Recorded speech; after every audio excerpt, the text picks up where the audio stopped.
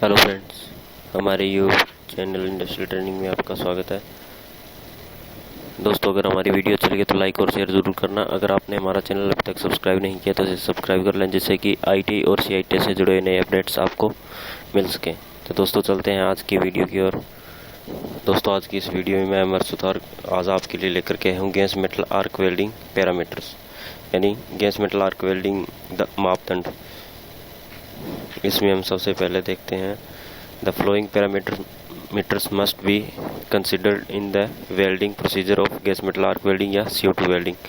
तो दोस्तों, gas metal arc welding जब करते हैं तो उस दौरान हमें जो पैरामीटर्स दे रखे हैं, जैसे electrode, rate of wire feed, arc voltage, stick out, welding position and shielding gas, तो इन सभी पैरामीटर्स को ध्यान में रखते हुए ही वेल्डिंग करनी पड़ती है। क्योंकि अगर इन सभी पैरामीटर्स का ध्यान नहीं रखेंगे तो इससे क्या है, एक अच्छा वेल्ड प्राप्त नहीं होगा।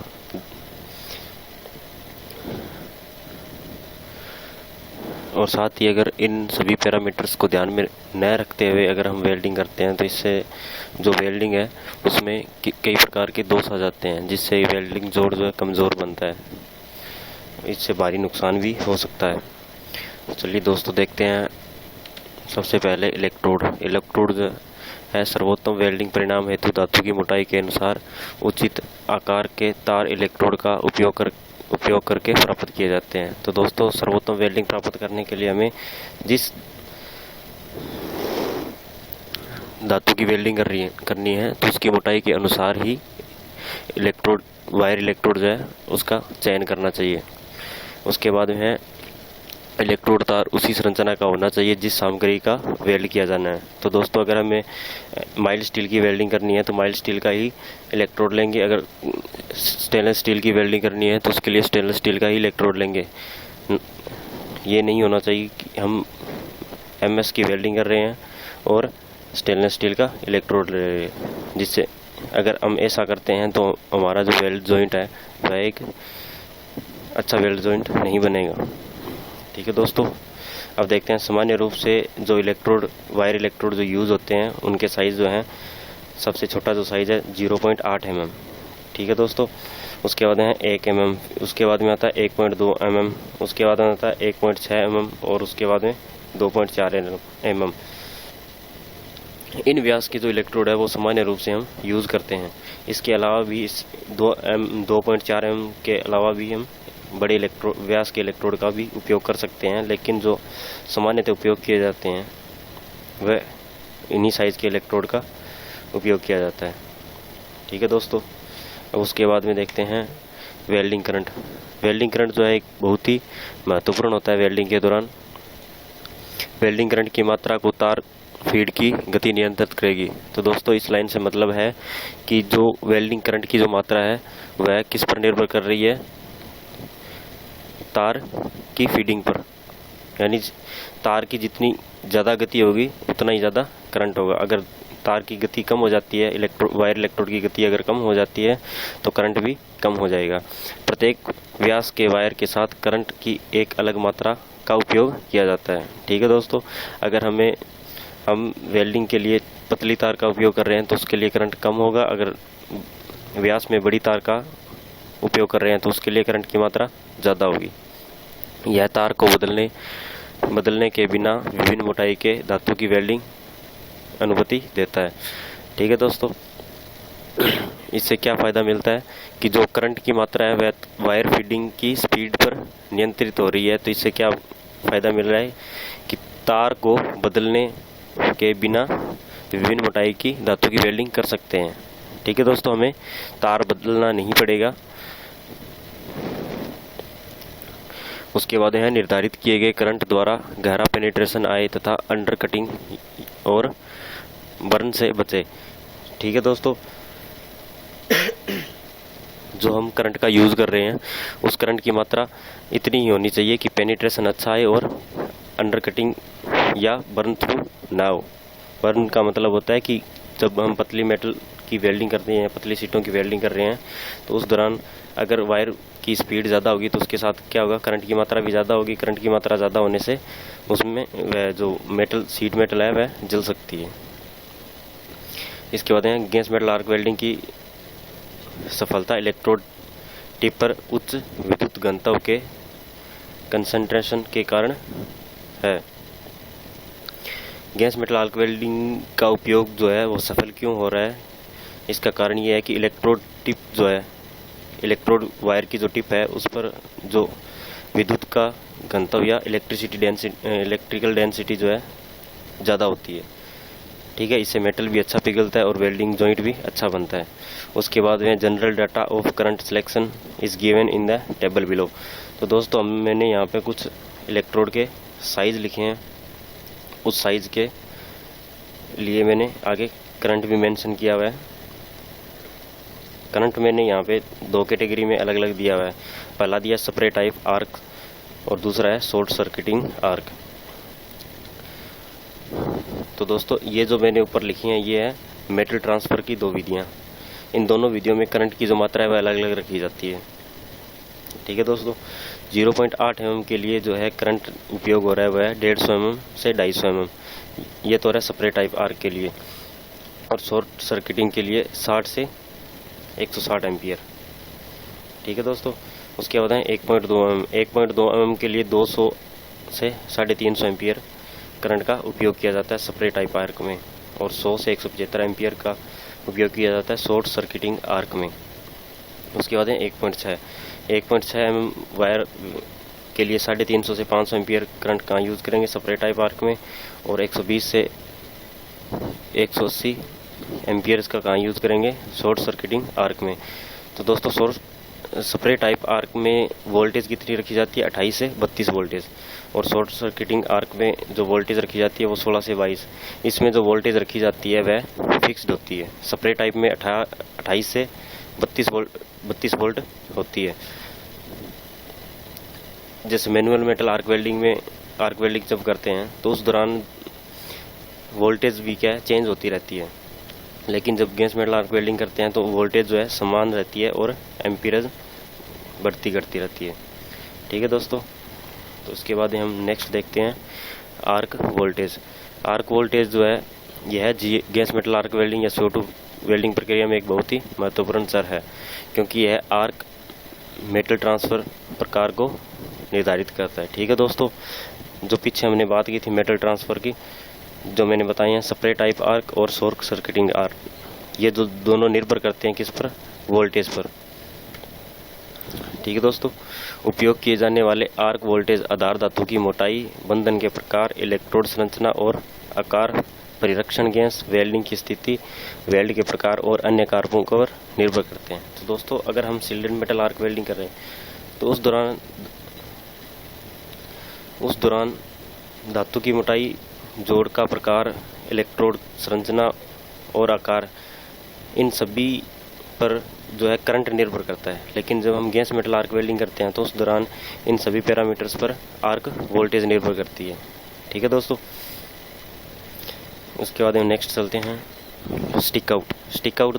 दोस्तों मैंने यहाँ डायग्राम में एक दिखा रखा है, तो इसमें बता देता हूँ स्टिक आउट क्या होता है कि इलेक्ट्रोड टिप से कितना इलेक्ट्रोड बाहर है, या यूं कह सकते हैं कि इलेक्ट्रोड टिप और जो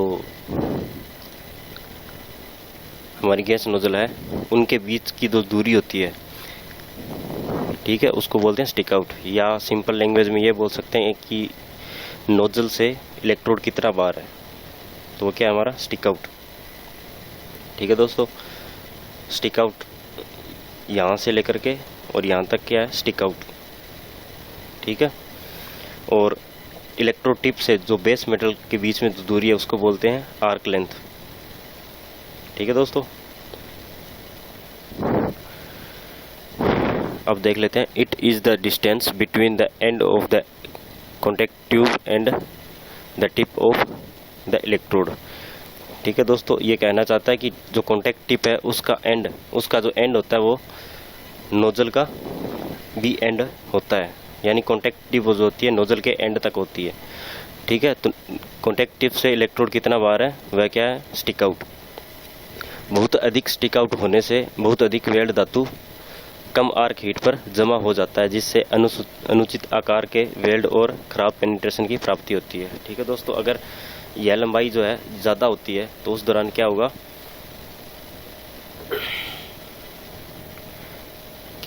जो इलेक्ट्रोड है वह बिना पिघले ही बेस मेटल पर जम जाएगी, जिससे कि एक खराब बीड तैयार होगी और एक कमज़ोर जोड़ भी तैयार होगा। जब स्टिक आउट बहुत कम हो जाता है तो अत्यधिक स्पेटर नोजल पर जमा हो जाते हैं, जो कि परिरक्षण गैस के प्रभाव को प्रतिबंध कर सकता है और वेल्ड में छिद्र पैदा कर सकता है। तो दोस्तों, अगर स्टिक आउट कम हो जाएगा तो उस दौरान क्या है, जो बेस मेटल से स्पेटर उठ रहे हैं वह स्पेटर क्या करेंगे, नोजल के अंदर चिपक जाएंगे, जिससे कि जो सील्डिंग गैस है वह सही तरीके से बाहर नहीं आ पाएगी। अगर सील्डिंग अच्छे से नहीं हो पाएगी तो गैस मेटल में ऑक्सीजन और नाइट्रोजन वातावरण की जो दूषित गैसें हैं वे क्या करेंगी, वेल्ड बीड में पोरोसिटी का दोष कर देगी। तो हमें जो वेल्डिंग के दौरान स्टिक आउट रखना है तो वो एक्चुअल स्टिक आउट ही रखना है, ना ही तो ज़्यादा कम रखना है और ना ही ज़्यादा रखना है। अब चलते हैं नेक्स्ट, वेल्डिंग पोजीशन। सभी वेल्डिंग प्रक्रियाओं में गन और इलेक्ट्रोड की स्थिति वेल्डिंग बीड आकार और पेनिट्रेशन को प्रभावित करता है। ठीक है दोस्तों, वेल्डिंग पोजीशन जो है वेल्डिंग बीड का आकार और पेनिट्रेशन को प्रभावित करता है। अगर वेल्डिंग गन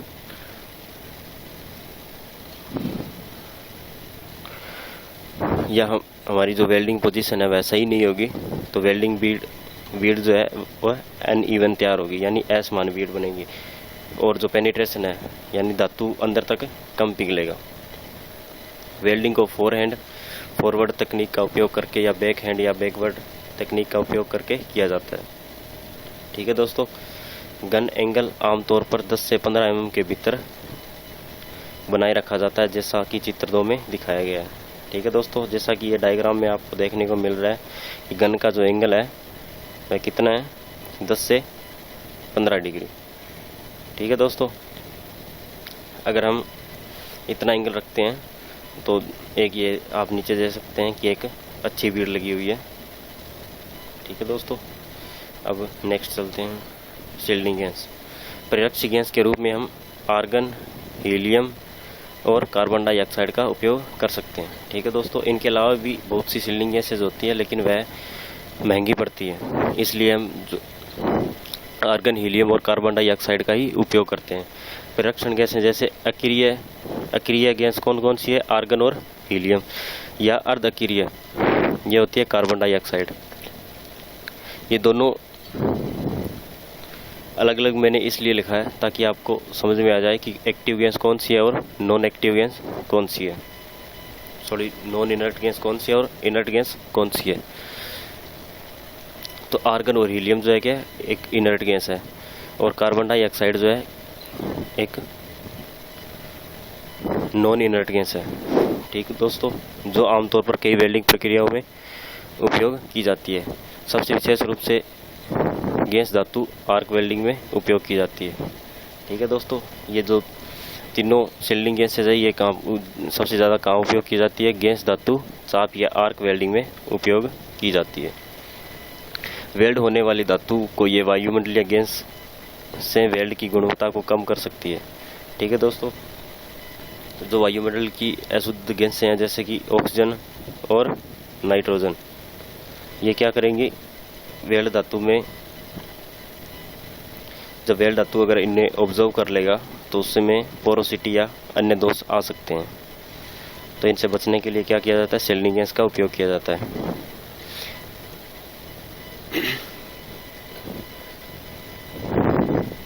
उनका उद्देश्य ऑक्सीजन और जलवाष्प से वेल्ड क्षेत्र की रक्षा करना है। ठीक है दोस्तों, शील्डिंग गैस का उपयोग करने का मुख्य उद्देश्य क्या है कि ऑक्सीजन, नाइट्रोजन या जलवाष्प से वेल्ड क्षेत्र की रक्षा करना। अब मैंने नीचे 2 डायग्राम दिखा रखे हैं, तो इन डायग्राम के ऊपर मैंने मिग प्रोसेस और मैग प्रोसेस लिख रखा है। मिग प्रोसेस का मतलब होता है मेटल इनर्ट गैस प्रोसेस और मैग का मतलब होता है मेटल एक्टिव गैस प्रोसेस। जब हम MEG लिखा है या मेटल एक्टिव गैस प्रोसेस कर रहे हैं तो उस दौरान जो गैस उपयोग हो रही है वो है CO2 या कार्बन डाइऑक्साइड। अगर मिग लिखा है मेटल इनर्ट गैस प्रोसेस तो उस दौरान हम जो गैस का उपयोग कर रहे हैं वह है आर्गन और हीलियम। ठीक है दोस्तों, तो मैंने इन दोनों को अलग अलग क्यों रखा है? ये अलग अलग रखने का मेरा उद्देश्य यह है कि जब हम मिग वेल्डिंग कर रहे हैं या शिल्डिंग गैस के रूप में आर्गन और हीलियम का उपयोग कर रहे हैं, तो उस दौरान जो हम रेगुलेटर का उपयोग करेंगे वो विदाउट हीटर करेंगे। ठीक है, आपको दिख रहा है यहाँ पे कि हीटर नहीं लगा हुआ। लेकिन दूसरे प्रोसेस में क्या है, मैग वेल्डिंग में, कि हम हीटर का उपयोग कर रहे हैं। हीटर का उपयोग किस लिए कर रहे हैं? क्योंकि CO2 गैस जो है एक ठंडी गैस होती है। यह रेगुलेटर सिलेंडर से निकलते ही सीधा रेगुलेटर में जाती है। रेगुलेटर में अगर सीधा जाएगी तो यह रेगुलेटर के छिद्रों को अवरुद्ध कर देगी, जिससे कि यह आगे पास नहीं होगी। इसलिए इस गैस को गर्म करके पास किया जाता है। साथ ही इसको गर्म करने से यह एक इनर्ट गैस का रूप ले लेती है। ठीक है दोस्तों, तो हीटर का उपयोग करने का मेन उद्देश्य पता लग गया होगा आपको। और अगर हम हीटर का उपयोग कर रहे हैं या CO2 गैस का उपयोग कर रहे हैं तो इस प्रोसेस का नाम क्या होगा? अगर हम आर्गन और हीलियम गैस का उपयोग कर रहे हैं और सिलेंडर रेगुलेटर के साथ हीटर का उपयोग नहीं कर रहे, तो उस दौरान प्रोसेस का नाम क्या होगा वो भी पता लग गया, मिग प्रोसेस। ठीक है दोस्तों, अब नेक्स्ट देखते हैं। चलिए, इसके साथ ही हमारा जो आज का चैप्टर था वह खत्म हुआ। हमारी इस वीडियो में बने रहने के लिए धन्यवाद। हमारा अगला जो चैप्टर होगा वो होगा modes of metal transfer in gas metal arc welding. तो दोस्तों, अगर आपने हमारा चैनल अभी तक सब्सक्राइब नहीं किया तो उसे सब्सक्राइब कर लें, जिससे कि आपको इस तरह के और नए नए अपडेट्स मिल सकें। साथ ही अगर आप हमारा यूट्यूब चैनल, फेसबुक, इंस्टाग्राम या ट्विटर पर फॉलो करना चाहते हैं तो फॉलो कर सकते हैं। धन्यवाद।